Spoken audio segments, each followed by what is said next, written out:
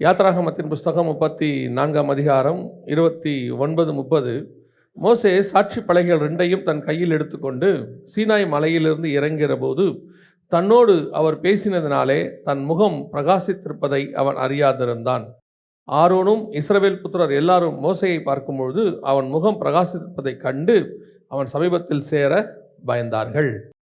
இந்த சம்பவம் நம்ம எல்லாருக்குமே தெரிந்திருக்கிறதான ஒரு சம்பவம். அதாவது மோசே மலையின் மேல் இறங்கின போது அவன் முகம் பிரகாசிப்பது அப்படின்றது நமக்கு தெரியும். ஆனால் இந்த பிரகாசத்திற்கு பின்பாக இருக்கக்கூடியதான சில காரியங்களை தான் நாம் பார்க்க போகிறோம். மோசேயின் முகம் பிரகாசிப்பதற்கு என்ன காரணம்? வசனம் சொல்லுது, தன்னோடு அவர் பேசினதினாலே அவன் முகம் பிரகாசித்திருப்பதை அவன் அறியாதிருந்தான். கர்த்தரோடு கூட பேசும்போது முகம் என்ன செய்யுமா? பிரகாசிக்குமா? இந்த வசனத்தின்படி கர்த்தரோடு கூட பேசும்போது முகம் என்ன செய்யுமா? பிரகாசிக்கும் என்று வசனம் சொல்லுகிறது. அப்படியானால் இந்த பிரகாசம் கர்த்தரிடத்திலிருந்து அவர் பேசும்போது, அவர் கூட இருக்கும்போது வரக்கூடியதான இந்த பிரசன்ஸ் நம்முடைய முகத்தில் பிரதிபலிக்க வேண்டும் என்று நாம் பார்க்கிறோம். இது ஒரு ஆவிக்குரிய ஸ்டாண்டர்ட். கர்த்தர் நம்மோடு கூட பேசுகிறார் என்பதற்கு நமக்கு நிறைய காரியங்கள் சொல்கிறோம். வேதத்தை வாசிக்கும் போது கர்த்தர் என்னோடு கூட பேசினார் அப்படிங்கிறோம். அதான் ஏற்கனவே நாம் சொல்லியிருப்போம், உங்களுக்கு தெரியும் நினைக்கிறேன். கர்த்தர் நம்மோடு கூட இடைபடுவதற்கு 7 காரியங்கள், எனக்கு தெரிஞ்சு வேதத்தில் 7 காரியங்கள், 7 ஸ்டாண்டர்ட் இருக்குது கர்த்தர் நம்ம கூட பேசுகிறதுக்கு. அதாவது அதுதான் ஃபஸ்ட்டு ஆவிக்குரிய ஸ்டாண்டர்ட்லேயே இருக்கிறதுலே டாப் மோஸ்ட். என்ன அப்படின்னு கேட்டிங்கன்னு சொன்னால், தேவன் முகமுகமாய் பேசுவது. கர்த்தரோடு கூட இப்போ மோசே பேசினார்ல, இதான் இருக்கிறதுலே டாப் மோஸ்ட். அவர் சொல்கிறாரு, ஒரு சிநேகிதனோடு கூட பேசுகிறதை போல நான் என்ன செய்கிறேன்? அவனோடு கூட பேசுகிறேன். இது டாப் மோஸ்ட், நம்பர் 1. இதை விட கொஞ்சம் ஸ்டாண்டர்ட் குறைவாக இருக்குதுன்னு வச்சுக்கோங்களேன். அப்போது அந்த ஸ்டாண்டர்டில் நம்ம எப்படி பார்க்குறோம் அப்படின்னு சொல்லி பார்த்தீங்கன்னா, அவருடையதான சத்தத்தை நாம் கேட்கிறோம். சத்தத்தை கேட்கக்கூடிய ஒரு அனுபவம் இருக்கும். அதாவது சாமுவேல் கர்த்தருடைய சத்தத்தை கேட்டான், ஒரு அனுபவம் இருக்கிறது. அவருடைய சத்தம் இடி முழக்கத்தை போல எனக்கு கேட்டது அப்படின்லாம் இருக்கிறது. இது 2வது. இன்னும் கொஞ்சம் ஸ்டாண்டர்ட் குறைவு. அதில் அதை விட கொஞ்சம் குறைவு அப்படின்னா என்னன்னு கேட்டிங்கன்னா, கர்த்தர் நம்மோடு கூட வசனத்தின் மூலமாக பேசுவது, பிரத்யேகமாக எனக்குன்னு அந்த வசனம், கர்த்தர் ஒரு வசனத்தை கொடுத்து பேசுவது. இது 3வது ஸ்டாண்டர்ட். கர்த்தர் நம்மோடு கூட பேசுகிறது ஆவிக்குரிய ஸ்டாண்டர்ட். கர்த்தர் என் கூட பேசினாருங்கிறதற்கு எனக்கு இருக்கக்கூடியது. அதுலேயே 4வது ஸ்டாண்டர்ட் ஒன்று இருக்குது. என்னென்னா, கர்த்தர் தீர்க்கதரிசிகளை கொண்டு பேசுதல். இப்போ நீங்கள் சபைக்கு வரும்பொழுது பல நேரங்களில் ஊழியக்காரர்கள் உங்களோடு கூட பேசுகிறார்கள். அந்த நேரத்தில் தீர்க்க தரிசனமான வார்த்தைகள் உங்களுக்கு வருகிறது, அவங்க மூலிமா வருது. கர்த்தர் என் கூட, நான் ஒரு கேள்வியோடு வந்தேன், கர்த்தர் என்கிட்ட என்ன செய்கிறாரு? ஒரு பதில் கொடுக்குறாரு அப்படின்னு ஒரு நிச்சயத்தோடு போகிறோம். கர்த்தர் அதை வாக்கு பண்ணுறாரு, இப்படிலாம் சொல்கிறோம் இல்லையா? இது ஒரு ஸ்டாண்டர்ட். இதுக்கு அடுத்த ஸ்டாண்டர்ட் ஒன்று இருக்குது. அது என்னென்னா, தரிசனம் பார்க்குறதுன்னு சொல்கிறாங்க இல்லையா? எனக்கு ஆண்டவர் ஒரு தரிசனத்தை காட்டினார் அப்படின்னு சொல்லி சில காரியங்கள் இருக்கிறது. இது அதை விட கொஞ்சம் குறைவான ஸ்டாண்டர்ட். ஏன் இது நான் குறைவான ஸ்டாண்டர்ட் அப்படின்னு நம்ம சொல்கிறோன்னு சொன்னால், இது ஒவ்வொன்றும் தேவனோடு கூட நெருங்கி போகிறதான ஒரு அனுபவம். எவ்வளோக்கு எவ்வளோ கிட்ட போகிறீங்களோ அவ்வளோக்கு அவ்வளோ நீங்களும் தேவனை மட்டும் இருப்பீங்க. நடுவில் யாரும் இன்டர்ஃபர் ஆக மாட்டாங்க. அதில் எப்போ தீர்க்கதரிசி இன்டர்ஃபர் ஆகிறாரோ அந்த இடத்துல தேவனுக்கும் உங்களுக்கு நடுவில் ஒருத்தர் வந்துட்டாருன்னு அர்த்தம். ஏன் தரிசனம் அதுக்கு கீழே வருதுன்னா, பல தரிசனங்கள் உங்களுக்கு தெரியாது, விளக்கத்தை யார்ட்டையாவது கேட்டுக்கிட்டு இருப்பீங்க. இப்படி ஒரு தரிசனம் எனக்கு வந்துச்சு, எனக்கு என்னன்னே தெரில, எனக்கு புரியல அப்படின்னு கேட்குறோம் பார்த்தீங்களா? அப்போ இன்னொரு மனுஷன் உள்ள வந்து என்ன ஆகிறாரு? இன்டர்ஃபர் ஆகிறார். இன்டர்ஃபர் ஆகும்போது அவர் தப்பாக சொல்வதற்கும் என்ன இருக்குது? வாய்ப்பு இருக்குது. ஏன்னா அவருடைய ஸ்பிரிச்சுவல் ஸ்டாண்டர்ட்னு ஒன்று இருக்குது. அதனால தான் எப்போவுமே நம்ம இன்னும் நெருங்கி போய் நம்மளும் கர்த்தரும் மட்டும் இருக்கிற இடத்துக்கு வந்துடணும். அதுதான் பெஸ்ட். அதாவது ஊழியக்காரங்க இன்னொரு ஆள் நான் வேணான்னு சொல்லலை, அது ஒன்று. ஒரு காலகட்டத்தில் நமக்கு அம்மா சாப்பாடு ஊட்டி விட்றதுங்கிறது ஒரு கான்செப்ட் இருக்குது. அதையே தான் வாழ்நாள் ஃபுல்லாக வச்சுக்கக்கூடாது. அன்பில் ஊட்டுறது வேறு. அதாவது ஒரு பீரியடுக்கு அப்புறம் நான் எடுத்து சாப்பிட்றவனா என்ன செஞ்சிடுறேன்? மாறிடுறேன். ஒரு காலகட்டத்துக்கு அப்புறம் நான் ஊட்டுறவனாக மாறிடுறேன் இல்லையா? அதான் அந்த ஸ்டாண்டர்ட் சொல்கிறேன். அப்புறம் தரிசனத்துக்கு அடுத்த ஸ்டாண்டர்ட் அதை விட கொஞ்சம் என்னென்னா, சொப்பனம். நிறைய பேர் சொப்பனம் பார்ப்பாங்க பாருங்கள். இந்த சொப்பனம் யார் வேணாலும் பார்க்கலாம். நேபுகாத்நேச்சாரும் பார்ப்பாரு, பார்வோனும் பார்ப்பாரு, அப்புறம் யோசேப்பும் பார்ப்பார். யார் வேணாலும் பார்க்கலாம். சொப்பனம் பார்க்கக்கூடியதாக இருக்கிறது. கடைசியாக ஒன்று இருக்குது. அது என்னன்னு கேட்டிங்கன்னா, இது எதுலேயுமே ஒரு குரூப்புக்கிட்ட ஆண்டவர் பேசுகிறதுக்கு வழி இல்லை, ரொம்ப டிஸ்டன்ஸில் இருக்கீங்க அப்படின்னு சொன்னால், கழுத வழியாகவும் கர்த்தர் பேசுவார். என்ன சொன்னாலும் ஒரு ஆளுக்கு என்ன செய்யாது, ரொம்ப தூரத்தில் இருப்பாங்க ஆண்டவரை விட்டு. ஆண்டவர் வந்து அவங்கள்ட்ட முகமுகமாக பேச நினைப்பார், பேச முடியாது. சத்தத்தை கேட்குற இடத்துல இருக்காது. இந்த சத்தத்தை ஏன் கேட்குற இடத்துல நம்ம இல்லைன்னா, பல நேரத்தில் நீங்கள் பார்த்துருப்பீங்க, இந்த எஃப்எம் ரேடியோலாம் கேட்கும்போது பாருங்கள், அந்த ஒரு நம்பர் கொடுப்பாங்க, 98.3, 98.4 அப்படி கொடுப்பாங்க. அந்த நம்பருக்கு வர வரைக்கும் நமக்கு வெறும் சவுண்டு தான் கேட்கும். சவுண்டு தான் இருக்கும், கர்ன்னு ஒரு சவுண்டு. அந்த 98.4 கிட்ட அவன் சொல்கிற நம்பருக்கு வந்த உடனே அது நமக்கு பாட்டாவோ மெசேஜாவோ கேட்கும், தெளிவாக கேட்கும். அப்போ கர்த்தரிடத்தில் அந்த இடத்துக்கு நான் வர வரைக்கும் எனக்கு சவுண்டு தான் என்ன செய்யாது, கேட்காது. ஒரு மாதிரி இருக்கும். கிட்ட வந்தால் தான் கேட்கும். இட்ஸ் அ டிஸ்டன்ஸ் பிட்வீன் நமக்கும் காடுக்கும் நடுவில் இருக்கிறது. ஸோ இந்த 7 ஸ்டாண்டர்ட், இந்த 7 ஸ்டாண்டர்டில் நம்ம ஒவ்வொரு நாளும் எப்போவுமே நம்ம என்ன நினைப்போம் தெரியுமா, இந்த கழுத வழியாக பேசுகிறது தான் ப்ரிஃபரபுளாக நினைப்போம். இல்லைங்களே, நாங்கள் அப்படி நினைக்கலையே. நம்ம பல நேரங்களில் அடையாளங்கள் சொல்கிறோம், பார்த்துருக்கீங்களா? அடையாளத்தை கேட்போம், அதை செய்வோம்.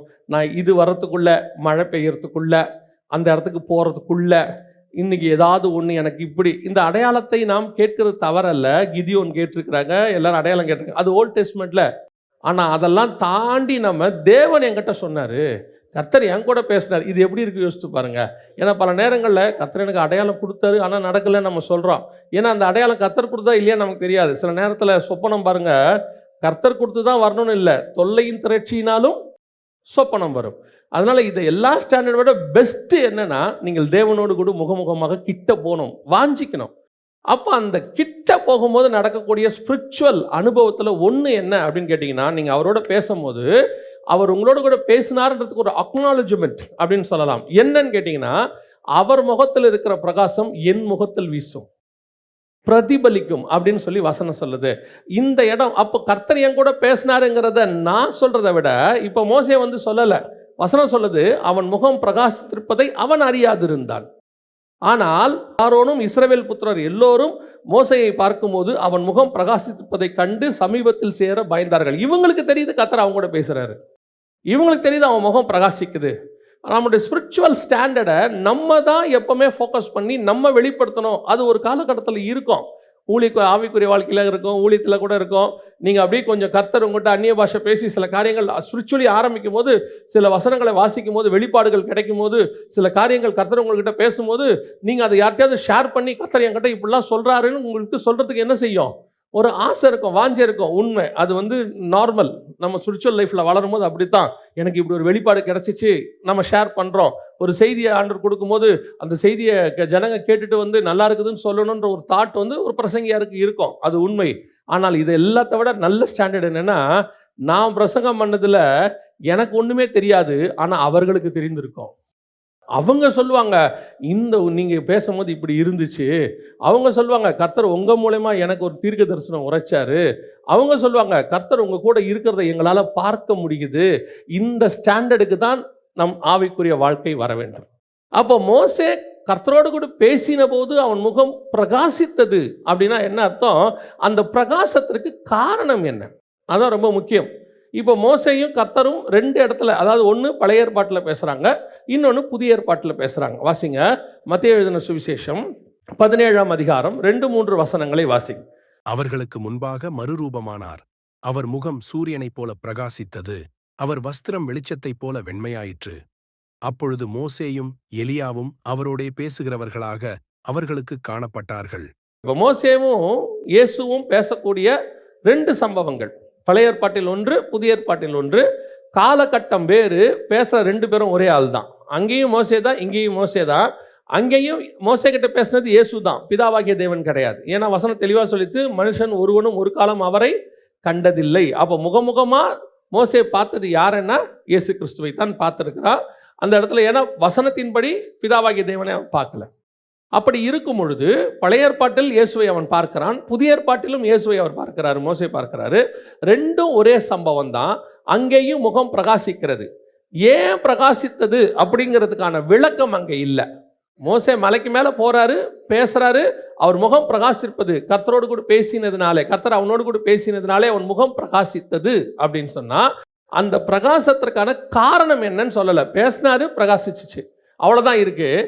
ஆனால் இப்பொழுது அதற்கான பதில் புதிய ஏற்பாட்டில் வருகிறது. மத்தேயு எழுதின சுவிசேஷம் 17ஆம் அதிகாரம் 2-3 வசனத்தில் குறிப்பாக 2வது வசனம் சொல்லுது, அவர்களுக்கு முன்பாக அவர் மறுரூபமானார், அவர் முகம் சூரியனை போல பிரகாசித்தது. ஃபர்ஸ்ட் அவர் முகம் எப்படி இருந்துச்சா, சூரியனை போல பிரகாசித்தது.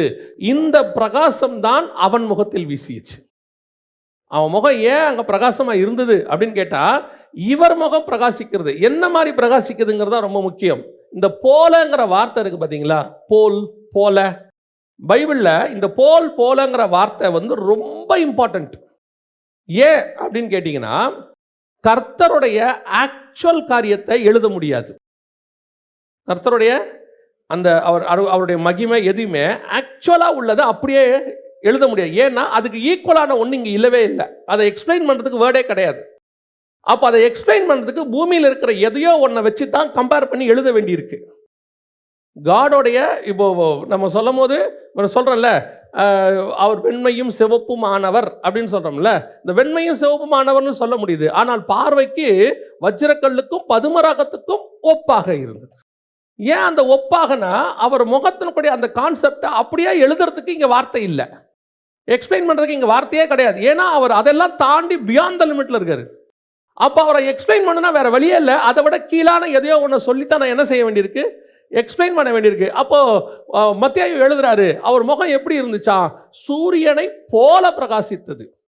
சூரியனை போல தான் பிரகாசிச்சது. ஆனால் ரியலா அவர் முகம் அதை விட பிரகாசம். அவருக்கு தெரிஞ்சது அவ்வளோதான், சூரியனை மாதிரி இவர் முகம் பிரகாசிக்குதுப்பா. ஆனால் அவர் முகம் என்ன கேட்டால் நான் சொல்கிறேன்னா, சூரியனை பார்க்கிலும் தான் பிரகாசிச்சிருக்கோம். ஏன் அப்படின்னு கேட்டிங்கன்னு சொன்னால், இவர் சூரியனையே உண்டாக்கினவர், சிருஷ்டிகர்த்தர். இவர்கிட்ட தான் சூரியனுக்கே ஒளி வந்திருக்கோம். வெளிப்படுத்தின விசேஷம் 1ஆம் அதிகாரத்தில் 16வது வசனம் நினைக்கிறேன், வாசிங்களேன். 1:16 வாசிங்க. தமது வலது கரத்திலே 7 நட்சத்திரங்களை ஏந்தி கொண்டிருந்தார். அவர் வாயிலிருந்து இருபுறமும் கருக்குள்ள பட்டயம் புறப்பட்டது. அவருடைய முகம் வல்லமையாய் பிரகாசிக்கிற சூரியனைப் போலிருந்தது. வல்லமையாய் பிரகாசிக்கிற சூரியனை போல இருந்தது. வல்லமையாய் பிரகாசிக்கிற சூரியன், அது இன்னும் பாருங்க, வல்லமையாய் பிரகாசிக்கிற சூரியன்னா என்ன அப்படின்னு கேட்டிங்கன்னா, காலையில் ஏர்லி மார்னிங் சூரியனை பார்த்துருக்கீங்களா? ஏர்லி மார்னிங் சூரியனை நம்ம பார்க்குறோம். அந்த சூரியன் நீங்கள் பாருங்கள், ப்ளசண்ட்டாக இருக்கும். நம்மளே சொல்லுவாங்க, காலையில் கொஞ்சம் நேரம் போய் எல்லாம் எங்கே நில்லுங்க, சூரியனில் நில்லுங்க, விட்டமின் டிக்கு இன்னமும் நல்லது எல்லாம் அப்படின்னு சொல்கிறாங்க, காலையில் நில்லுங்க. சாயங்காலம் சூரியனை பார்த்துருக்கீங்களா? இந்த காலையில் வரத்துக்கு பேர் இளவேநீர்னு சொல்லுவாங்க. இளவேநீர்னு தமிழில் நல்ல ஒரு வார்த்தை இருக்குது. சாயங்காலம் வரது பார்த்துருக்கீங்களா? ரொம்ப மைல்டாக ஆரஞ்சு கலரில் இருக்கும், பார்க்குறதுக்கே ரொம்ப அழகாக இருக்கும். வல்லமையாய் பிரகாசிக்கிற சூரியன்னா மதியானம் 12 மணிக்கு பார்த்துருக்கீங்களா? அதுவும் மே மாதத்தில் பார்த்துருக்கீங்களா? அதுவும் கத்திரி வெயிலில் பார்த்துருக்கீங்களா? அப்படி போய் பாருங்கள், இங்கே நின்று இந்த லைட்டையே பார்க்க முடியல என்னால், அந்த மாதிரி இருக்குது எல்இடி. ஆனால் சூரியன் எப்படி இருக்கும் பார்த்துக்குங்க. மத்தியானத்தில் ஒரு 12 மணிக்கு இருக்கிறதுலே உச்ச நிலைமையில் கத்திரி வெயில்னு சொல்கிறதுல சவுதி அரேபியா பாலைவனத்துலேருந்து மேலே பார்த்தா எப்படி இருக்கும், அதை போல அவர் முகம் பிரகாசித்ததான். அந்த முகத்தை பார்த்த மோசேயின் முகமும் பிரகாசித்ததான். அப்படின்னா கர்த்தருக்குள்ளிருந்து ஏதோ ஒன்று சூரியனை போல ஒன்று வருகிறது. இந்த சூரியனை போல வரக்கூடிய பிரகாசம் மோசேயின் முகத்தில் வருகிறது. இந்த மோசேயின் முகத்தில் வருகிற பிரகாசத்தை பார்த்தால் அத்தனை பேருக்கும் பயம் வருகிறது. அதான் ரொம்ப முக்கியம். அப்படின்னா அந்த பிரகாசத்துக்கு பின்னாடி என்ன இருக்குது? நீங்களும் நானும் தேவனோடு கூட சஞ்சரிக்கிறவர்களாய் மாறும் பொழுது, முகமுகமாய் தரிசிக்கிற அனுபவத்துக்கு வரும் பொழுது, கர்த்தரிடத்திலிருந்து ஒரு பிரகாசம் எனக்குள் வரும். அது வல்லமையாய் பிரகாசிக்கிற சூரியனை போல அவர் முகம் இருக்கிறது. அதிலிருந்து எனக்கு வருகிறது. எனக்குள் வருகிற பிரகாசத்தை பார்க்கும்போது ஜனங்களுக்கு பயம் வருகிறது. யாருக்கு? தேவ ஜனங்களுக்கு பயம் வருகிறது, ஆரோனுக்கும் இஸ்ரவேல் புத்திரருக்கும். அப்படின்னா என்னுடைய ஆவிக்குரிய ஸ்டாண்டர்ட் எந்த இடத்துக்கு போகணும்னு பாருங்க. நான் இன்னைக்கு யாரை பார்க்கிறேனோ அவர்களை போல மாறுகிறேன். உலகத்தில் உள்ளவன் சினிமா நடிகனை பார்த்தா அவரை போல அவன் மாறுறான், முடி வெட்டிக்கிறான், அதை பண்றான், இதை பண்றான், அந்த மாதிரி மாறிடுறான். சில அரசியல்வாதி தொண்டர்கள் தலைவரை பார்க்கும்போது அவரை மாதிரி மாறி விடுகிறார்கள். அது அவங்களுக்கு அவங்களுடைய சாயல் வருகிறது இல்லையா? ஆனா இங்கே நீங்களும் நானும் ரோமர் 8:29 சொல்லுது, குமாரனின் சாயலுக்கு ஒப்பாய் இருக்கும்படி அழைக்கப்பட்டிருக்கிறோம். அப்படி அழைக்கப்பட்ட நம்முடைய சாயல் எப்படி இருக்கணும் அப்படின்னு கேட்டீங்கன்னா, அவர் முகத்தில் இருக்கிற சாயல் என் முகத்தில் இருக்கணும். அந்த சினிமா நடிகனை மாதிரி எவ்வளோ மாற்றணுமோ அவ்வளோக்கு மாற்றணும்னு அந்த ரசிகன் விரும்புகிறான்ல, அதே மாதிரி எனக்கு ஒரு விருப்பம் இருக்கணும். என்ன விருப்பம் இருக்கணும்? என் இயேசுவின் முகத்தில் இருக்கக்கூடிய சூரியனை போல ஒரு பிரகாசம் இருக்கு, அது வல்லமையான பிரகாசம். அந்த பிரகாசம் என் மேல் வரணும், அந்த விருப்பம் வரணும். அப்படி வருமா? அப்படி வர வாய்ப்பு இருக்கிறதா? அதுக்கு மோசேயோடைய ஸ்டாண்டர்ட் நமக்கு தெரியும். அவர் எந்த அளவுக்கு அப்படின்னு பார்த்தீங்கன்னா தெரியுது, நமக்கு நல்லாவே தெரியுது. எனக்கு ரொம்ப ஆச்சரியம் என்னென்னா, பல நேரத்தில் நாம் நினைக்கிறது, பொதுவாக நம்ம சொல்லக்கூடிய ஒரு விஷயம் என்னென்னா, அன்றைக்கி ஒரு பிள்ளைகிட்ட பேசிக்கிட்டு இருந்தேன்.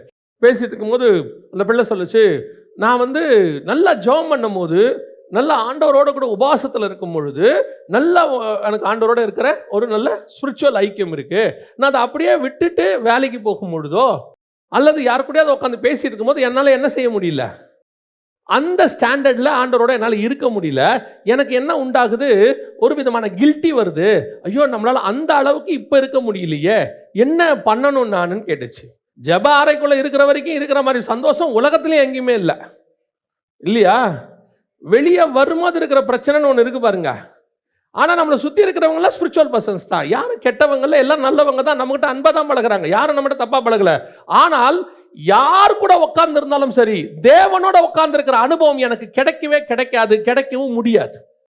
அது அந்த ஸ்டாண்டர்ட். ஆனால் எனக்கு இங்கே அதை நம்ம எப்படி எடுத்துக்கிட்டேன் நானுன்னா, மோசே மலைக்கு மேலே இருக்கும்போது எப்பவும் அப்படி இருப்பார், முகமுகமாக தரிசிப்பார், சந்தோஷமாக இருப்பார். நீங்களும் சொல்லுவீங்க தானே, நல்லா காலையில் சூப்பராக தான் இருக்குது, நல்லா ஜெபம் பண்ணுறோம், பைபிள் வாசிக்கிறோம். அப்புறம் இந்த வேலைக்கு போகணும் பிறகு அப்படியே ஆவியே மாறிடுது. ரெண்டு பர்சனாலிட்டி வெளிப்படுது.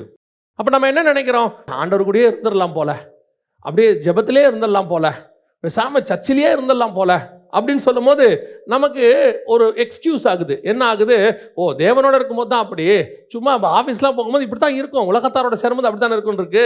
ஆனால் இந்த வசனத்தை வாசிக்கும் போது எனக்கு ஒரு பெரிய ஆச்சரியம். நான் அப்படி தான் நினச்சிருந்தேன், மோசே மலைக்கு மேலே இருக்கும்போது சூப்பராக இருப்பார் அப்படின்ட்டு. வாசிங்க யாத்ரா 34, 32, 33. பின்பு இஸ்ரவேல் புத்திரர் எல்லாரும் அவனிடத்தில் சேர்ந்தார்கள். அப்பொழுது அவன் சீனாய் மலையில் கர்த்தர் தன்னோடே பேசினவைகளை எல்லாம் அவர்களுக்கு கற்பித்தான். மோசே அவர்களோடே பேசி முடியுமளவும் தன் முகத்தின் மேல் முக்காடு போட்டிருந்தான். அப்போ மலையின் மேல இருந்த பிரகாசம் கீழையும் இருக்கு, மலையின் மேல இருந்த பிரகாசம் கீழையும் இருக்கு. அப்ப அந்த பிரசன்ஸ், அவனுக்கு அங்க இருக்கிற பிரசன்ஸ் கீழையும் இருக்கு, ஜனங்களோட பேசும்போதும் இருக்கு, இஸ்ரவேல் ஜனங்களோட பேசும்போதும் இருக்கு, ஆரோன் கூட பேசும்போது இருக்கு. நான் கர்த்தரோட பேசும்போது எப்படி ஒரு ஆவிக்குரிய ஸ்டாண்டர்டை மெயின்டைன் பண்ணணும், இவங்களோட பேசும்போதும் அந்த ஆவிக்குரிய ஸ்டாண்டர்டை என்னால் மெயின்டைன் பண்ண முடியுது. அதான் மோசே சொல்றாரு.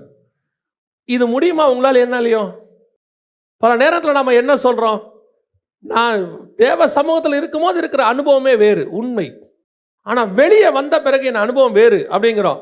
ஆனால் மோசே என்ன மெயின்டைன் பண்றாரு, நான் தேவனோடு கூட எப்படி இருந்தேனோ அப்படியே எல்லா இடத்திலும் இருக்க முயற்சி செய்கிறார். அவர் சக்சஸும் பண்றார்.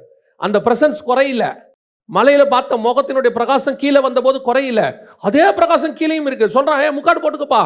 ஏதோ இறங்கும் போது மட்டும் இல்ல, ஒவ்வொரு முறையும் அவன் அடுத்த வசனம் வாசிங்க. மோசே கர்த்தருடைய சந்நிதியில் அவரோட பேசும்படிக்கு உட்பிரவேசித்தது முதல் வெளியே புறப்படும் மட்டும் முக்காடு போடாதிருந்தான். அவன் வெளியே வந்து தனக்கு கற்பிக்கப்பட்டதை இஸ்ரவேல் புத்திரரோடே சொல்லும்போது இஸ்ரவேல் புத்திரர் அவன் முகம் பிரகாசித்திருப்பதை கண்டார்கள். மோசே அவரோடே பேசும்படிக்கு உள்ளே பிரவேசிக்கும் வரைக்கும் முக்காட்டை திரும்ப தன் முகத்தின் மேல் போட்டுக் கொள்ளுவான். அவன் பாருங்க, நார்மல் ஆயிடுச்சு அவன் லைஃப். அப்படியே பிரகாசம் இருந்துகிட்டே இருக்கு. ஆசாரிப்பு கூடத்துக்குள்ள போனாலும் இருக்கு, வெளியே வந்தாலும் இருக்கு, பேசினாலும் இருக்கு. அவங்களுக்காக முக்காடு போட்டுக்கிறான். திருப்பி ஆசாரிப்பு கூடத்துக்கு போகலாம், பிரகாசம் இருக்கு, முக்காடு எடுத்துடுறான். அப்போ என்ன அர்த்தம், ஒரு ஸ்பிரிச்சுவல் ஸ்டாண்டர்டுக்குள்ள நான் போறேன், அதை நான் ஜனங்களோடு இருக்கும் போது மெயின்டைன் பண்றேன். நான் என்ன சொல்றேன், பல நேரத்தில் இவங்க தான் என்னுடைய வீழ்ச்சிக்கு காரணம், இவங்க தான் நான் இப்படி பண்ணதுக்கு காரணம், நான் கோவப்படுறதுக்கு இவங்க தான் காரணம். அது உண்மை. நம்மளை கோவப்படுத்துறவங்க இருக்கிறாங்க, ட்ரிகர் பண்றவங்க இருக்கிறாங்க, எல்லாமே உண்மைதான். ஆனால் ஸ்டாண்டர்ட் இருக்குல்ல, ஸ்பிரிச்சுவல் ஸ்டாண்டர்ட், அது என்ன சொல்லுது, அவன் அப்படிப்பட்டவன், நீ யார் தெரியுமா, மோசே, நீ தேவனோடு கூட முகமுகமாய் தரிசிக்கிறவன், அவன் லெவலுக்கு நீ இறங்காதங்கிறாரு. அவன் இடத்துக்கு நீ வரும்போது உன் இடத்துக்கு தான் அவன் வரணுமே ஒழிய உன் முகம் பிரகாசிப்பதை அவன் தான் பார்க்கணும். நீ அந்த ஸ்டாண்டர்டை எல்லா இடத்துலையும் மெயின்டைன் பண்ணுங்கிறார் ஆண்டவர். உன் ஸ்பிரிச்சுவல் ஸ்டாண்டர்ட். சில பரிசுத்தவான்களை குறித்து படிச்சிருக்கிறேன், எனக்கு ஆச்சரியமா இருக்கும். அவங்க எப்படி தேவனுக்கு முன்பாக பேசுறாங்களோ அப்படியே மனுஷனுக்கு முன்பாக பேசுவாங்க. இப்போ நான் என்ன சொல்றேன், இப்போ கீழே பேசுற மனுஷனை மாதிரி ஆண்டவர்கிட்ட போய் பேசாதீங்க, ஆண்டவர்கிட்ட பேசுற மாதிரி இங்க பேசுங்க. அங்க என்ன ஸ்டாண்டர்ட்ல ஆண்டவர்கிட்ட வேர்டு யூஸ் பண்ணுவீங்க, உங்க வாயிலிருந்து கர்த்தருக்கு முன்பாக வார்த்தை என்ன வரும், அந்த வார்த்தை தான் மனுஷனுக்கு முன்னாடியும் வரணும். அந்த ஸ்டாண்டர்டுக்கு போயிடணும். ஆனா கர்த்தர்கிட்ட போய் உட்கார்ந்துருக்கும் போது வார்த்தை வேற மாதிரி இருக்குல்ல, அதே ஸ்டாண்டர்ட் எல்லாருக்கிட்டையும் வரட்டும். அதான் மோசே மலையின் மேல் பார்த்த அந்த பிரகாசமானது கீழே ஆரோன்கிட்டையும் இருக்கு, இஸ்ரவேல் புத்திரர்கிட்டையும் இருக்கு. இதனுடைய விளைவு என்ன, அவன் எங்க போனாலும் முக்காடு போட வேண்டியதா இருக்கு. இவங்களால அந்த ஸ்டாண்டர்டுக்கு வரவே முடியல. அந்த மாதிரி தான் நீங்களும் நானும் மாறணும். அப்படி ஒரு ஆவிக்குரிய அனுபவத்துக்கு வந்து பாருங்க. அந்த இடத்துக்கு ட்ரை பண்ணுங்க. ஒரு ஒரு என்ன சொல்றது, ஒரு வாஞ்ச, ஆண்டவரே அந்த அந்த ஒரு ஒரு ஒரு பிரகாசம் என் முகத்தில் வீசணும்ப்பா. நான் பார்க்கறதா இருக்கட்டும்ல, இது என்கிட்ட வீசுறத ஜனங்களாவது பார்க்கணும், சாட்சி சொல்லணும். என்ன உன் முகத்தில் ஒரு தனி முகம், நம்ம ஊரில் அது எப்படி சொல்லுவான், என்ன உன் முகம் இன்னைக்கு தனியாக கலையாக இருக்குதும்பா. நம்மளை பார்க்கும்போது ஒரு டிஃபரன்ஸ், அந்த ஆவிக்குரிய ஸ்பிரிச்சுவல் டிஃபரன்ஸ் அது வரணும். அதைத்தான் மோசே கிட்ட கர்த்தர் மோசே வழியா நமக்கு சொல்றாரு. இங்கே பார்க்குற இந்த பிரகாசத்துக்கு என்ன காரணமா, கிறிஸ்துவின் முகத்தில் உள்ளதான அந்த சூரிய பிரகாசம், சூரியனை போல் உள்ளது இங்கே வருது. அப்போ இந்த பிரகாசத்தை நான் பெற்றுக்கொள்ள வேண்டும். வரணும்னு சொல்றீங்களே, வர்றதுக்கு முடியுமா? புதிய ஏற்பாட்டில் அப்படி யாராவது இருக்கிறாங்களா? மோசே மட்டும்தானா அப்படின்னு கேட்டீங்கன்னு சொன்னா, ரொம்ப அழகா பவுல் அதை விளக்கி எழுதியிருக்கிறார். வாசிங்க, 2 கொரிந்தியர் 4ஆம் அதிகாரம் 6வது வசனம் வாசிங்க.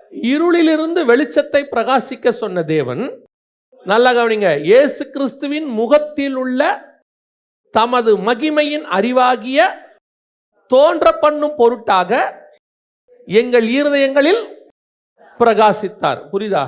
அந்த வசனம் என்ன சொல்லுது? இயேசு கிறிஸ்துவின் முகத்தில் உள்ள தமது மகிமையின் அறிவாகிய ஒளி. இயேசு கிறிஸ்துவின் முகத்தில் ஒரு பிரகாசம் வந்துச்சு பார்த்தோம்ல, சூரியனை போல பிரகாசித்ததுன்னு பார்க்கணும்ல. அது என்னவா? பிதாவாகிய தேவன் மகிமையின் அறிவு, அது சொல்றாரு, மகிமையின் அறிவாகிய ஒளியை, அந்த பிரகாசத்துக்கு பேரு மகிமையின் அறிவா. மகிமையின் அறிவாகிய ஒளி பிதாவாகிய தேவன் என்ன பண்றாரா? இயேசு கிறிஸ்துவின் முகத்துல வீச பண்றாரா. அந்த பிரகாசம் எங்கள் இருதயத்தில் தோன்றும் பண்ணும் பொருட்டாக எங்கள் இருதயங்களிலும் பிரகாசித்தார். இது புரியுதா? பிதாவாகிய தேவன் என்ன பண்றாரா? மகிமையின் அறிவாகிய ஒளிய இயேசுவின் முகத்துல வீச பண்றாரா. அந்த வீச பண்ற ஒளிய எங்க இருதயத்திலும் வீச பண்ணி எங்களையும் பிரகாசிக்க பண்ணுகிறார். அதைத்தான் அவர் முகத்தில் உள்ள ஒளி மோசேயின் மேல் பிரகாசித்தது. அதை ஆரோன் பார்த்தார், இஸ்ரவேல் ஜனங்கள் பார்த்தார்கள். அப்ப இதுல எங்க ஒரு மிக முக்கியமான விஷயம், நானும் அந்த பிரகாசத்துக்குள்ள வரணும், நானும் அதே போல தேவனுடைய முகத்தில் உள்ள பிரகாசம் எனக்கு தெரியணும்னா அதுக்கு வாய்ப்பு இருக்குது. அந்த பிரகாசம் நம்ம மேலேயும் வீசறதுக்கு நல்ல சான்ஸ் இருக்குது. ஆனா அதுக்கு என்ன செய்யணுமா? அவருடைய மகிமையின் அறிவாகிய ஒளி நம் இருதயத்தில் வரணும். மகிமையின் அறிவாகிய ஒளினா என்ன? அதான் இந்த கேள்வியை தான் நான் அவரை கேட்டேன். இந்த மகிமையின் அறிவாகிய ஒளி என் முகத்தில் வந்துச்சுன்னா, இயேசுவின் முகத்தில் வீசுற அதே பிரகாசம் என் முகத்திலும் வீசும். அதை பிதாவாகிய தேவன் எனக்கு கொடுத்துட்டாராம், எங்க இருதயத்தில் கொடுத்துட்டாரு.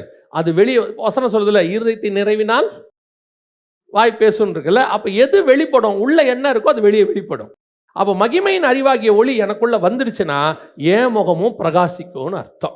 இயேசுவை எப்படி பிரகாசிச்சாரோ, அவர் முகத்தில் உள்ளது எப்படி மோசேக்கு பிரகாசிச்சதோ, அதே மாதிரி என் முகத்திலையும் பிரகாசிக்கும். அப்ப மகிமையின் அறிவாகிய ஒளினா என்னன்னா, அதுக்கு தான் அந்த முதல் பார்ட்டை படிக்கணும். இருளிலிருந்து வெளிச்சத்தை பிரகாசிக்க சொன்ன தேவன். அப்ப இருளிலிருந்து வெளிச்சத்தை பிரகாசிக்க சொன்ன தேவனா என்ன? ஏற்கனவே இருட்டா இருந்துச்சு, இப்போ ஆண்டவர் என்ன பண்ணியிருக்கிறாரு? வெளிச்சத்தை பிரகாசிக்க பொண்ணும் சொல்லியிருக்கிறாரு அப்படின்னு நம்ம நினைக்கிறோமா? அப்படின்னா என்ன அர்த்தம்னா, நல்லா கவனிங்க, இருள் அப்படிங்கிறது வெளிச்சம்னு ஒன்று வந்த பிறகுதான் இருள்னு ஒன்று தெரியும். வெளிச்சம்னு ஒன்று வந்தாதான் இது இருள்னு தெரியும். வெளிச்சம்னு ஒன்றே இல்லைன்னு வச்சுக்கோங்க, வெளிச்சம் உண்டாக கடவுதுன்னு கர்த்தர் சொன்னார், சரியா? வெளிச்சம் உண்டாகவே இல்லை, அதுக்கு முன்னாடி இருந்ததுக்கு பேர் என்ன? அவ்வளோதான், அதான் நார்மல், அது நார்மலாக இருந்துச்சு, அவ்வளோதான். இந்த வெளிச்சம் ஒன்று வந்தோன்னா இது வெளிச்சம், அப்போனா இதுக்கு பேர் இருள். இந்த இருள்ல இருந்து வெளிச்சத்தை கொண்டாந்துருக்கிறாரு. வெளிச்சம் உண்டாக்க கடவுது, இதான் உண்டாக்கப்பட்டது, இது நார்மலாக இருந்துச்சு. இந்த வெளிச்சத்தை வந்த உடனே எல்லா ஜனங்களும் வெளிச்சத்தை கண்டார்கள். இப்போ இயேசு இஸ்ரவேலுக்குள்ள வந்த உடனே இருளில் இருக்கிற ஜனங்கள் பெரிய வெளிச்சத்தை கண்டார்கள். அது வரைக்கும் ஜனங்களுக்கு வெளிச்சனா என்னன்னே தெரியாது, ஆனால் நார்மலாக வாழ்ந்துட்டு இருக்காங்க. இப்போ நார்மலாக வாழ்ந்துட்டு இருக்கிறவங்க இருள் அப்படிங்கிறதுக்குள்ள இருக்கிறாங்கன்றதே அவங்களுக்கு தெரியல. இதுதான் நார்மல். அதான் பவுல் எழுதுவார், அழகா ஒரு வார்த்தை சொல்வாரு, நியாயப்பிரமாணம் என்று ஒன்று வராதிருந்தால் எனக்கு பாவம் என்னன்னே தெரியாது இருந்திருக்கும். ஏன்? நான் வெறும் பாவத்திலே இருக்கேன், அது பாவனே எனக்கு தெரியாது. எப்போ எனக்கு அது பாவம் தெரியுது? நியாயப்பிரமாணம் ஒன்று கொடுத்து, எப்பா இதெல்லாம் பாவம் சொன்ன பிறகுதான், ஓ இது பைபிள் படி பாவமா, எனக்கு தெரியாதே. அந்த காலத்தில் என்ன பண்ணுறான்? கொலை பண்ணா என்ன தப்பு இருக்குதுன்னு காயின் கேட்குறான். நான் காவலாளியோ அப்படிங்கிறான். அவன் எது பண்ணாலும் அவன் மனசாட்சியில் என்ன செய்யல, இது தப்புனே அவனுக்கு தெரியல. அப்ப அவனுக்கு தப்புன்னு தெரியப்படணும்னா அவனுக்கு என்ன தெரியணும்? முதல்ல எது தப்புன்னு தெரியணும். முதல்ல அவனுக்கு தப்பு எதுன்னு தெரிய பண்ணுங்கன்றார். தப்பு எதுன்னு தெரியப்படணும்னா நல்லது எது கெட்டது எதுன்னு சொல்லி கொடுக்கணும். இவங்க எல்லாம் கெட்டதுல இருக்காங்க. நல்லது வரும் பொழுது ஓ இதுதான் நல்லதோ. அப்ப இதுவரைக்கும் நம்ம எதுல இருந்திருக்கிறோம்? கெட்டதுல இருந்திருக்கோம். இஸ்ரவேல் ஜனங்கள் நியாயப்பிரமாணம் என்கிற இருள்ல இருக்கும் பொழுது திடீர்னு இயேசு உள்ளே நுழைகிறார். இருளில் இருக்கிற ஜனங்கள் பெரிய வெளிச்சத்தை கண்டார்கள். இப்போ இருளிலிருந்து இயேசு கிறிஸ்து பிறக்கிறார், இஸ்ரவேலுக்குள்ள பிறக்கிறாரு. இருளிலிருந்து வெளிச்சத்தை உண்டாக்கின தேவன், பிரகாசிக்க பண்ணின தேவன். அதே தேவன் தான் என்ன சொல்றாராம்? நம்ம இருதயத்துக்குள்ள ஒரு வெளிச்சத்தை வச்சிருக்கிறாராம். நான் இருளுக்குள்ளே இருந்தேன், அவரை அறிகிற அறிவின் ஒளி எனக்குள்ளே வந்தது. அவரை புரிஞ்சுக்கிற ஒளி எனக்குள்ள வந்துச்சு. அது அந்த ஒளி வர வர வர எங்கள் மூலமாக அந்த பிரகாசம் வருது. எங்களை சுற்றி இருக்கிறவர்களுக்கு நடுவில் நான் எப்படி மோசே பிரகாசிக்கிறானோ அதே போல ஆவிக்குரிய வாழ்க்கையில் பிரகாசிக்க பண்ணுகிறார். டிஃபரன்ஸ் காட்டுறார் உங்க மூலமா, என் மூலமா. அந்த தேவனை அறிகிற அறிவு, சுவிசேஷ ஒளி, கர்த்தர் உங்களுக்கு எனக்கு கொடுத்திருக்கிற பரிசுத்த வாழ்க்கை, உங்களுக்கு எனக்கு கொடுக்கக்கூடிய மகிமையின் காரியங்கள் எல்லாம் உள்ளே வர வர மற்றவங்களுக்கு நமக்கு கர்த்தர் வித்தியாசத்தை உண்டாக்குகிறார். அப்போ ஆட்டோமேட்டிக்காக மற்றவங்க இப்போ உங்க முகத்தில் இருக்க அவனுக்கு முகத்தில் பிரகாசம் தெரியுதுல்ல, இங்க ஆட்டோமேட்டிக்கா உங்களை வச்சு கர்த்தர் காட்டுவார் எல்லாருக்கும், இவன் தான் ஸ்பிரிச்சுவல் பர்சன். பார்த்துக்கோங்க, ஸ்பிரிச்சுவாலிட்டினா இதுதான். ஒரு நல்ல ஊழியக்காரன்னா இதுதான். ஒரு நல்ல ஆவிக்குரிய மனைவினா இதுதான். ஒரு நல்ல ஆவிக்குரிய தாய்னா இதுதான். ஒரு நல்ல ஆவிக்குரிய பிள்ளைனா இதுதான். உங்களுக்குள்ள அந்த மகிமையின் ஒளி வந்த உடனே உங்களை சுத்தி இருக்கிறவங்க, திருப்பி சொல்றேன், பாவிகள் இல்ல, பாவிகள் இல்ல. ஆரோனும் இஸ்ரவேல் புத்திரரும் தேர்ந்தெடுக்கப்பட்டவர்கள். சபைக்குள்ளேயே ஆவிக்குரியவர்களுக்குள்ளேயே உங்களுக்கு ஒரு டிஃபரன்ஸை உண்டாக்குவாரு. இதுதான் சரின்னு நான் ஒரு வாழ்க்கை வாழ்ந்துட்டு இருக்கிறேன்ல ஸ்பிரிச்சுவாலிட்டியில, இந்த ஸ்பிரிச்சுவாலிட்டிக்குள்ளேயே சொல்லுவாரு, நீ இருக்கிறது நிறைய நிறைய மிஸ்டேக் இருக்கு, அத பாரு, அவனை பாரு, இதுதான் சரியான வாழ்க்கை. அதை உங்களை கொண்டும் என்னை கொண்டும் கத்த தெரிய பண்ணுவார். அப்புறம் உங்களை பார்க்குறவங்க சொல்லுவாங்க, அப்ப இதுதான் சரியாங்க, இந்த வசனம் தான், இந்த வசனத்துக்கு இதுதான் விளக்கமா, இது நாள் வரைக்கும் நாங்கள் இதை தான் விளக்கணும்னு நினைச்சுக்கிட்டு இருக்கிறோம். ஓ அப்ப இதுதான் விளக்கமா? அந்த விளக்கத்தை உன் மூலமாய் கொண்டு வராருல்ல, அதுதான் மகிமையின் ஒளி உங்கள் மூலமாக பிரகாசிப்பது. இது எங்க இருக்கு? இயேசுவின் முகத்தில் இருக்கு. இதை நீங்க பெறணும்னா என்ன செய்யணும்? எவ்வளோக்கு எவ்வளவு தேவனோடு கூட நீங்கள் நெருங்குகிறீர்களோ, எவ்வளவுக்கு எவ்வளவு வேதத்தை வாசிக்கிறீர்களோ, எவ்வளவுக்கு எவ்வளவு கர்த்தரோடு கூட சஞ்சரிக்க தொடங்குறீர்களோ, அவ்வளவுக்கு அவ்வளவு கர்த்தருடைய ஒளி உங்களுக்குள்ள வந்துகிட்டே இருக்கும்.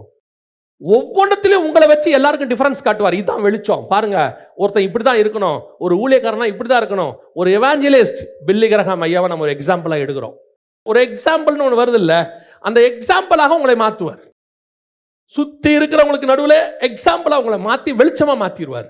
அப்போ உங்களை பார்க்குறவங்களாம் சொல்லுவாங்க, எப்படி இது இது இது இது வரைக்கும் நாங்கள் இப்படி கேட்கலையே, இது வரைக்கும் நாங்கள் இப்படி பார்க்கலையே, இந்த மாதிரி ஒரு லைஃப் ஸ்டைலை நாங்கள் பார்க்கலையே, எப்படி அப்படின்னா இதாண்டா கரெக்ட், இது வரைக்கும் இருந்தது தப்பு. 2000 வருஷமா நியாயப்பிரமாணம் இருந்துச்சு, சரி சரி சரின்னு வாழ்ந்துட்டே இருக்கான். திடீர்னு இயேசு உள்ள நுழைகிறார். உள்ளே நுழைஞ்சு சொல்றாரு, நியாயப்பிரமாணம் நீங்க சொல்றதே இருள், உண்மையான பிரமாணம் இதுதான் காட்டுறார் வெளிச்சம். அது பிதாவின் முகத்திலிருந்து இயேசு கிறிஸ்துவின் வழியாக வெளியே வருது. அதே மாதிரி தான் பிதாவின் முகத்திலிருந்து இயேசு கிறிஸ்துவின் முகத்திலிருந்து நம்ம இருதயத்தின் வழியாக அது வெளியே வரும். அப்போ ஒரு கூட்டம் புரிஞ்சுக்க தொடங்கும், இதுதான் கரெக்டோ, இப்படித்தான் வேதத்தை வாசிக்கணுமோ, இப்படித்தான் ஆவிக்குரிய வாழ்க்கை வாழணுமோ, இதுதான் பிரேயர் பண்ற மெத்தடோ. அந்த காரியத்தை உங்க மூலம் பாருங்க, ஒரு அத்தாரிட்டி இருக்கு. யாருக்கு? இயேசுகிட்ட ஒரு அத்தாரிட்டி இருக்கு. வானத்திலிருந்து அக்கினி இறக்கி பட்சிக்கிற அத்தாரிட்டி யார்கிட்ட இருக்கு? இயேசுகிட்ட இருக்கு. இப்போ எலியா வானத்தில் அக்கினி இறக்கி அந்த இடத்துல காரியங்கள் செய்கிறார். இப்போ இயேசுகிட்ட கேட்குறாங்க, வானத்திலேருந்து நீங்களும் அக்கினி என்ன செஞ்சிருங்க, இறக்கிடுங்க. இப்போ இயேசு கேட்குறாரு, நீங்கள் என்ன ஆவி உடையவர் என்று அறியீர்களா? ஏன் அப்போ எலியா இறக்குனானே, எலிசா அந்த பிள்ளைகளெல்லாம் கரடி கொண்டு போட்டுச்சே, இந்த இடத்துல அப்படி பண்ணி கொண்டு போட்டாங்களே, அப்படி கொண்டு போட்டா. ஏப்பா, கொண்டு போறதுங்கிறது பிரமாணம், கொண்டு போறதுங்கிறது சரியல்ல, அது பிரமாணத்தின்படி சரி. ஆனா உண்மை என்ன தெரியுமா? மன்னித்தல், அவனையும் மன்னித்து மீட்கிறதுன்னு ஒன்று இருக்குல்ல, அதை காட்டுறதுக்கு தான் நான் வந்திருக்கிறேன். அதுதான் பிதாவினுடைய சித்தம். அக்கினி இறக்கி கொண்டு போறதுங்கிறது வேற வழி இல்லாத பிரமாணத்துக்குள்ள கொண்டு வரப்பட்டது. ஆனா நிஜம் அது அல்ல. அத்தனை பேர் 2 மனைவி 3 மனைவி கல்யாணம் பண்ணிட்டான். அவன் சொல்கிறான், மோசே சொல்லி இருக்கிறாருப்பா, இதான்ப்பா எங்களுக்கு மோசே சொல்லி கொடுத்தது, நாங்கள் ஒன்றும் வெளியிருந்து பண்ணலை, எங்கள் மோசே எங்களுக்கு இப்படி பண்ணலாம் என்று சொல்லி இருக்கிறார். உடனே இயேசு சொல்கிறாரு, அடுத்த வார்த்தை என்ன சொல்கிறார் தெரியுமா? உங்கள் இருதயத்தின் கடினத்தின் நிமித்தமே மோசே அப்படி சொன்னான், ஆதி முதல் கொண்டு அப்படி இல்லை.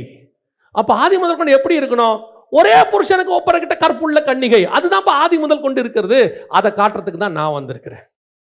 எல்லா ஆவிக்குரியவர்கள் செய்கிறதும் சரியல்ல. ஆவிக்குரிய விஷயத்திலே எது சரியோ அதை உன்னை கொண்டு செய்வதற்கு தான் கர்த்தர் உன்னை அழைத்திருக்கிறார். பல நேரத்தில் நான் நினைப்பேன், அந்த இடத்துல ஒரு 10 சர்ச் இருக்கு, எதுக்கு 11ஆவதா இன்னொரு சர்ச்சு அங்கே வருது அப்படின்னும் போது சில நேரத்தில் என்ன ஆகும்னு கேட்டிங்கன்னா, ஒரு சபை அப்படின்னா ஒரு ரொட்டீன்குள்ளே போயிடுவாங்க. சபைனா இப்படி தாங்க இருக்கணும், சபைனா இதான் ப்ரொசீஜர், இப்படி தான் சபை. ஆண்டவர் சொல்கிறாரு, இப்படித்தான் சபை இருக்கணும்னு யார் சொன்னது? பவுல் பைபிளில் எழுதி கொடுத்த சபைக்கும் இப்போ இருக்கிற சபைகளுக்கும் எந்த அளவுக்கு ஒத்துமை இருக்குது அந்த மாடல் இருக்குது. சர்ச் பைபிளில் உள்ள சபையும் இன்னைக்கு உலகத்தில் உள்ளதும் ஒரே மாதிரி இருக்குதான்னு கேட்டிங்கன்னா 95% இல்லை. இப்போ கர்த்தர் என்ன பண்ணுறாரு, ஒரு சபையாக கொண்டு வராரு. எல்லாரும் ஆட்டோமேட்டிக்காக அந்த ப்ரொசீஜருக்குள்ளே போயிடுறாங்க. இப்போ கர்த்தர் பார்க்குறாரு, ஒருத்தனை எழுப்புறாரு, ஒரு சர்ச்சை கொண்டாடுறாரு. இந்த எந்த ப்ரொசீஜருக்குள்ளேயும் அது வராது, பைபிள் ப்ரொசீஜரில் இருக்கும். அந்த சர்ச்சு பைபிள் ப்ரொசீஜரில் இருக்கும். அப்படியே அது பைபிள் ப்ரொசீஜரில் வரும்போது அத்தனை பேரும் கேட்பான், ஏப்பா நீ மட்டும் ஏன் இப்படி பண்ணுற? இப்படி தாண்டா பைபிளில் இருக்கு. அப்போ அத்தனை பேரும் கேட்பாங்க, ஓ இதுதான் பைபிளில் உள்ளதா? அந்த ஒளியை இந்த இருளுக்கு நடுவிலிருந்து கொண்டு வருவதுக்கு தான் கர்த்தர் உன்னை அழைத்திருக்கிறார். நீங்கள் நானும் என்ன பண்ணிடுறோம் தெரியுமா? எல்லாரும் தானே பண்ணுறாங்க, நம்ம மட்டும் என்ன டிஃபரெண்டா, நம்ம மட்டும் ஏன் வித்தியாசமா, ஊரோட ஒத்து அப்படியே போயிடலாமே. எல்லா தீர்க்கதரிசிகளும் இயேசுவினுடைய பந்தியில் போய் உட்காந்தாச்சு, கொஞ்சம் பேர் ஓடி ஒளிஞ்சாச்சு, குகைக்குள்ளே போயாச்சு, எல்லாரும் ஓகேச்சு. இப்போ எலியா மட்டும் ஆண்டவர் சொல்கிறாரு, நீ எழும்பு, அக்கினி இறக்குற பிரகாசத்தை. கர்த்தர் உனக்கு சொல்கிறாரு, அவருடைய மகிமையின் ஒளி எனக்குள் வீசுகிறது, அது என் முகத்தில் பிரகாசிக்கும். ஒரு நாள் இதை கண்டு ஜனங்கள் பயப்படுவார்கள். அதுதான் அந்த பிரகாசத்தினுடைய ஸ்பெஷாலிட்டி.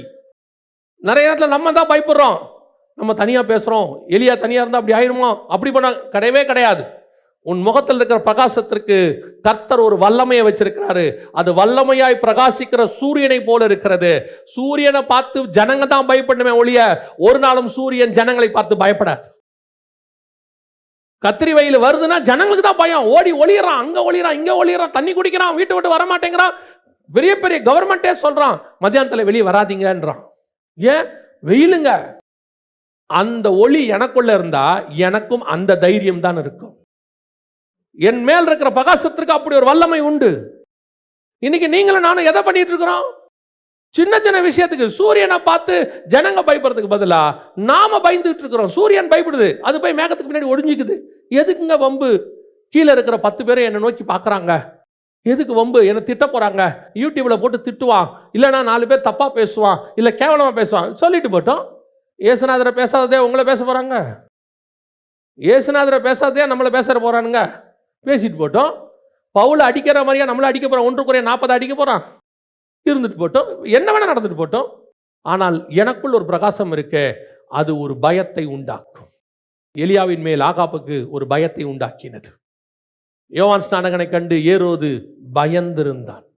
இயேசு கிறிஸ்துவை கண்டு பரிசேயரும் சதுசேயரும் பயந்திருந்தார்கள்.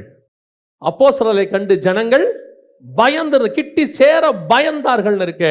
அதுதான் பிரகாசமான ஒளி. அதைத்தான் மோசே மேலே பார்க்குறான். அந்த இடத்துக்கு நான் வரணும் அப்படிங்கிற வாஞ்சை உங்களுக்கு எனக்கும் வரணும். அல்லேலூயா. அந்த வாஞ்சை இருக்குதா? உலக ஆசீர்வாதம் ஒரு ஒரு இஷ்யூவே கிடையாது என்னை பொறுத்த வரைக்கும். கர்த்தரை பொறுத்த வரைக்கும் அது அப்படின்னா வந்து சேர்ந்துடும். ஆண்டவர் கொடுத்துட்டு போயிடுவார். ஒரு நாள் ராத்திரியில் ஒருத்தனை எழுப்பினார்னா மொத்தத்தையும் செஞ்சு கொடுத்துட்டு போயிட்டே இருப்பார் ஆண்டவர். ஒரே நாள் ராத்திரி அசஷ்டா மன்னன் பார்ப்பார் நெகேமியாவை, என்னப்பா ஆச்சு, ரொம்ப துக்கமாக இருக்கிறிய, அலங்க இடிச்சிருக்கு, சரி போய் கட்டு, வேலை முடிஞ்சிருச்சு. 10 நிமிஷத்தில் வேலை முடிஞ்சு போச்சு. திடீர்னு எஸ்தரை கூப்பிட்டு கேட்பாரு, என்ன வந்து இங்கே நிற்கிற அப்படிம்பார். என் ஜனங்க இருக்காங்க, ரைட்டு வேலை முடிஞ்சிச்சு, போயிட்டே இரு.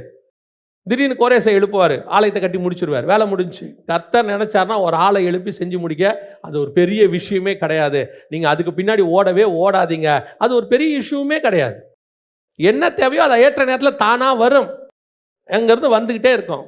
நாம் எதுக்கு எப்போவுமே வாஞ்சிக்கணும் தெரியுமா? ஆவிக்குரிய ஆசீர்வாதத்துக்காக வாஞ்சிக்கணும். அதை பெற்றுக்கொள்வது தான் கஷ்டம். அதை உலகத்தால கொடுக்க முடியாது. அதை சபைக்குள்ள வச்சுதான் கர்த்தர் உங்களுக்கு கொடுப்பார். அப்ப சபை இதுக்கு நேராக கான்சென்ட்ரேட் பண்ணணும். இந்த மகிமையின் ஒளியை நான் பெற்றுக்கொள்வது எப்படி? அது எப்படி எனக்குள்ள வரும்? எனக்குள்ள இருக்கிறது எப்படி ஜனங்களுக்குள்ள போகும்? ஜனங்க அதை எப்படி பார்ப்பாங்க? அதுதான் முக்கியம். அந்த எவ்வளோக்கு எவ்வளோ கிறிஸ்துக்கிட்ட நெருங்குறோமோ அவ்வளோக்கு எவ்வளோ ஒளி நம்ம மேல் வீசும். அல்லேலூயா.